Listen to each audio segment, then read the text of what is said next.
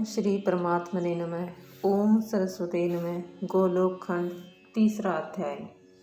श्री बुहलाशव जी ने पूछा, मुने, प्रातपर महात्मा भगवान श्री कृष्णचंद्र का दर्शन प्राप्त कर संपूर्ण देवताओं ने आगे क्या किया, मुझे यह बताने की कृपा करें।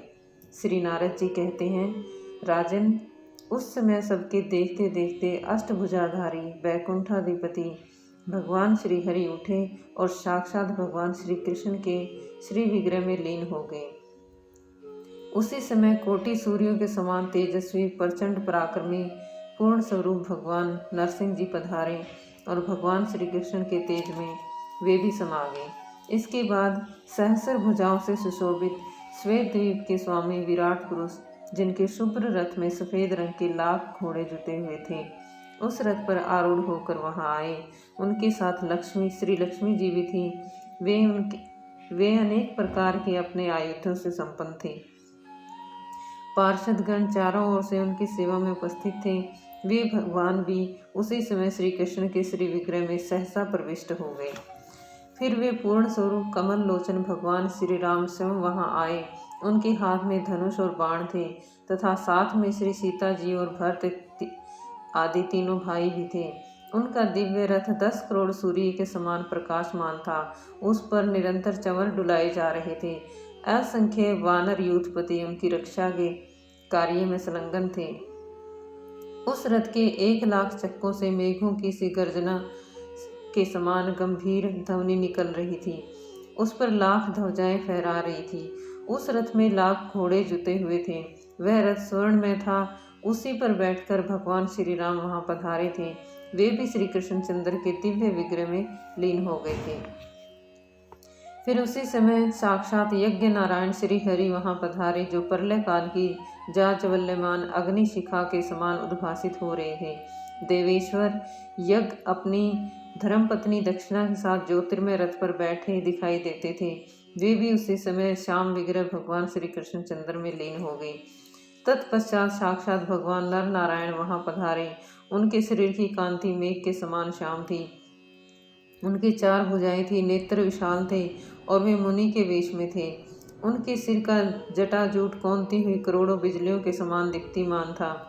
उनका दीप्ति मंडल सब ओर उद्भासित हो रहा था। दिव्य मुनिंदर मंडलों से मंडित वे भगवान नारायण अपने अखंडित ब्रह्मचर्य से शोभा पाते थे। राजन, सभी देवता आश्चर्य युक्त मन से उनकी ओर देख रहे थे, किंतु वे श्याम सुंदर भगवान श्री कृष्ण में तत्काल लीन हो गए। इस प्रकार के विलक्षण दिव्य दर्शन प्राप्त कर संपूर्ण देवताओं को महान आश्चर्य हुआ। उन सबको ये भली भांति ज्ञात हो गया कि परमात्मा श्री कृष्णचंद्र स्वयं परिपूर्णतम भगवान है।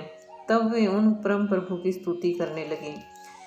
देवता बोले, जो भगवान श्री कृष्णचंद्र पूर्ण पुरुष, पर से भी परे, यज्ञों के स्वामी, कारण के भी परम कारण, परिपूर्णतम परमात्मा और साक्षात गोलोक धाम के अधिवासी हैं, इन परम पुरुष श्री राधावर को हम सादर नमस्कार करते हैं।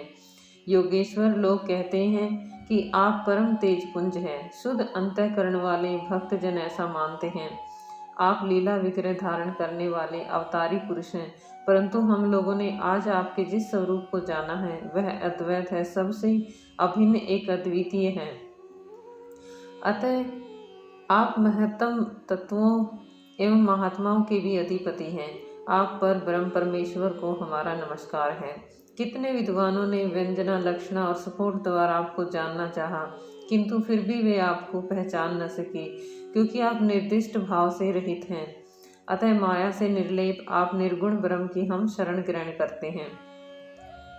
किन्हीं ने आपको ब्रह्म माना है, कुछ दूसरे लोग आपके लिए काल शब्द का व्यवहार करते हैं। कितनों की ऐसी धारणा है कि आप शुद्ध प्रशांत स्वरूप हैं, तथा कतिपय मीमांसक लोगों ने तो यह मान रखा है कि पृथ्वी पर आप कर्म रूप से विराजमान हैं। कुछ प्राचीनों ने योग नाम से तथा कुछ ने कर्ता के रूप में आपको स्वीकार किया है।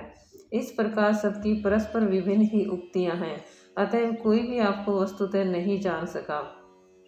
कोई भी यह नहीं कह सकता कि आप यही हैं, ऐसे ही हैं। अतः आप भगवान की हमने शरण ग्रहण की है। भगवान, आपके चरणों की सेवा अनेक कल्याणों को देने वाली है। उसे छोड़कर जो तीर्थ, यज्ञ और तप का आचरण करते हैं अथवा ज्ञान के द्वारा जो प्रसिद्ध हो गए हैं, उन्हें बहुत से विघ्नों का सामना करना पड़ता है। वे सफलता प्राप्त नहीं कर सकते। भगवान, अब हम आपसे क्या निवेदन करें? आपसे तो कोई बात भी नहीं छिपी है, क्योंकि आप चराचर मात्र के भीतर विद्यमान हैं, जो शुद्ध अंतःकरण वाले एवं देह बंधन से मुक्त हैं। वे हम विष्णु आदि देवता भी आपको नमस्कार ही करते हैं। ऐसे आप पुरुषोत्तम भगवान को हमारा प्रणाम है, जो श्री राधा जी के हृदय को सुशोभित करने वाले सुंदर चंद्रहार हैं, गोपियों के नेत्र और जीवन के मूल आधार हैं, तथा ध्वजा की भांति गोलोक धाम को अलंकृत कर रहे हैं। वे आदिदेव भगवान, आप संकट में पड़े हुए हम देवताओं की रक्षा करें। भगवान, आप वृंदावन के स्वामी हैं, गिरिराजपति भी कहलाते हैं। आप ब्रज के अधिनायक हैं, गोपाल के रूप में अवतार ग्रहण करके अनेक प्रकार की नित्य विहार लीलाएं करते हैं। श्री राधा जी के प्राण वल्लभ एवं श्रुतिधरों के भी आप स्वामी हैं। आप ही गोवर्धन धारी हैं। अब आप धर्म की भार को धारण करने वाली इस पृथ्वी का उद्धार करने की कृपा करें। श्री नारद जी कहते हैं, इस प्रकार स्तुति करने पर गोकुलेश्वर साक्षात भगवान श्री कृष्ण चंद्र प्रणाम करते हुए देवताओं को संबोधित करके मेघ के समान गंभीर वाणी में बोले। श्री कृष्ण भगवान ने कहा, ब्रह्मा, शंकर एवं अन्य देवताओं, तुम सब मेरी बात सुनो। मेरे आदेशानुसार तुम लोग अपने अंशों से देवियों के साथ यदुकुल में जन्म धारण करो। मैं भी अवतार लूंगा और मेरे द्वारा पृथ्वी का भार दूर होगा। मेरा वह अवतार यदुकुल में होगा और मैं तुम्हारे सब कार्य सिद्ध करूंगा। वेद मेरी वाणी, ब्राह्मण मुख और गोए मेरा शरीर है। आप सभी देवता मेरे अंग हैं। साधु पुरुष तो हृदय में वास करने वाले मेरे प्राण ही हैं। अतः प्रत्येक युग में जब दंभपूर्ण दुष्टों द्वारा इन्हें पीड़ा होती है और धर्म तथा दया पर भी आघात पहुंचता है, तब मैं स्वयं ही अपने आप को भूतल पर प्रकट करता हूँ। श्री नारद जी कहते हैं, जिस समय जगतपति भगवान श्री कृष्णचंद्र इस प्रकार बातें कर रहे थे, उसी क्षण अब प्राणनाथ से मेरा वियोग हो जाएगा, यह समझकर श्री राधिका जी व्याकुल हो गई और दावानल से दग्ध लता की भांति मूर्छित होकर गिर पड़ी। उनके शरीर में अश्रु, कंप, रोमांच आदि सात्विक भावों का उदय हो गया। श्री राधिका जी ने कहा, आप पृथ्वी का भार उतारने के लिए भूमंडल पर अवश्य पधारें, परंतु मेरी एक प्रतिज्ञा है, उसे भी सुन लें प्राणनाथ। आपके चले जाने पर एक क्षण भी मैं यहाँ जीवन धारण नहीं कर सकूंगी। यदि आप मेरी इस प्रतिज्ञा पर ध्यान नहीं दे रहे हैं तो मैं दोबारा भी कह रही हूँ, अब मेरे प्राण अधर तक पहुँचने को अत्यंत विहवल है। ये इस शरीर से वैसे ही उड़ जाएंगे जैसे कपूर के धूलिकण। श्री भगवान बोले, राधिके, तुम विषाद मत करो, मैं तुम्हारे साथ चलूंगा और पृथ्वी का भार दूर करूंगा। मेरे द्वारा तुम्हारी बात अवश्य पूर्ण होगी। श्री राधिका जी ने कहा, परंतु प्रभु, जहाँ वृंदावन नहीं है, यमुना नदी नहीं है और गोवर्धन पर्वत भी नहीं है, वहाँ मेरे मन को सुख नहीं मिलता। श्री नारद जी कहते हैं, श्री राधिका जी के इस प्रकार कहने पर भगवान श्री कृष्ण चंद्र ने अपने धाम से 84 कोस भूमि, गोवर्धन पर्वत एवं यमुना नदी को भूतल पर भेजा। उस समय संपूर्ण देवताओं के साथ ब्रह्मा जी ने प्रियपूर्णतम भगवान श्री कृष्ण को बारंबार प्रणाम करके कहा। श्री ब्रह्मा जी ने पूछा, भगवान, मेरे लिए कौन स्थान होगा? आप कहाँ पधारेंगे तथा ये संपूर्ण देवता कहाँ उत्पन्न होकर किन ग्रहों में रहेंगे और किन किन नामों से इनकी प्रसिद्धि होगी? श्री भगवान ने कहा, मैं स्वयं वासुदेव और देवकी के यहाँ प्रकट होऊंगा। मेरे कला स्वरूप ये शेष रोहिणी के गर्भ से जन्म लेंगे, इसमें संशय नहीं है। साक्षात लक्ष्मी जी राजा भीष्म के घर पुत्री के रूप से उत्पन्न होंगी। इनका नाम रुक्मणी होगा और पार्वती जाम्बवंती के नाम से प्रकट होंगी। तुलसी सत्या के रूप में अवतरित होंगी और पृथ्वी सत्यभामा के रूप में प्रकट होंगी। यज्ञ पुरुष की पत्नी दक्षिणा देवी वहाँ लक्ष्मणा नाम धारण करेंगी। यहाँ जो विरजा नाम की नदी है वही कालिंदी नाम से विख्यात होगी। भगवती लज्जा का नाम भद्रा होगा। समस्त पापों का परशमन करने वाली गंगा मित्रविंदा नाम धारण करेंगी। जो इस समय कामदेव हैं वे ही रुक्मणी के गर्भ से प्रद्युम्न रूप में उत्पन्न होंगे। प्रद्युम्न के घर तुम्हारा अवतार होगा।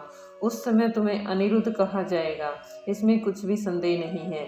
ये वसु जो द्रोण के नाम से प्रसिद्ध हैं, ब्रज में नंद होंगे और स्वयं इनकी प्राण प्रिया धरा देवी यशोदा नाम धारण करेंगी।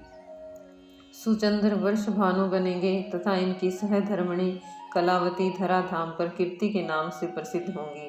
फिर उन्हीं के यहाँ इन राधिका जी का प्राकट्य होगा। मैं ब्रजमंडल में गोपियों के साथ सदा रास विहार करूँगा। जय श्री राधे कृष्ण।